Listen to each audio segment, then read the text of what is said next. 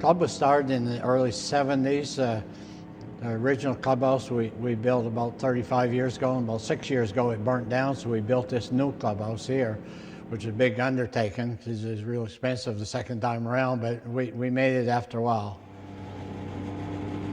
We groom about 100 miles of trail. It depends on conditions. Most all the trails are groomed 2 or 3 times a week at least. We try to keep them real good, and sometimes after big snow, they aren't real good right on the beginning, but we try to do it all right off. We do have 2 groomers. I mean, them machines now, the newest one we have is 2 years old, but them are over $200,000 now. So we were able to get some grants to help pay for some of that, and then the club had come up with the rest of it through fundraisers here. So it is a big undertaking. We have 5 or 6 people that do run the groomers, and we have just to rotate around and when somebody can go, but we try to keep the trails as good as possible. And especially the road crossings, we do a lot of signage. I mean, there's thousands of hours between cutting bushes in the fall and putting signs out and maintain them. So there's a lot of help there, and we're always looking for more help because we don't have enough help really, to do a lot of that. So sometimes we're stretched out a little bit. Well, especially in the winter, the different organizations, they use the club for, we call stew night every Friday night through the winter months.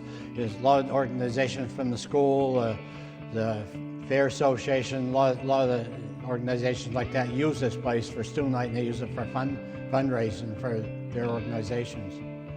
Yeah, the stove it was a used one we got from Tamik when we built the place, because we really couldn't afford to buy a new one. But we've had issues with it, and we got it working pretty well, but we need a new stove, because especially with all the rentals, we gotta have something that's dependable, because sometimes it wouldn't work. The ovens especially wouldn't work right. I was out sledding, I was in St. Agat, and they called Bob Bishaw, he's our club president, and he called me, and somebody had the place rented, and the stove wouldn't work. So neither one of us could get here, so they managed somehow to get the function done. But it's stuff like that, we just couldn't rely on that. When people rent the place, they expect to be able to use the stove and have a good working stove, so we had to do something with the stove.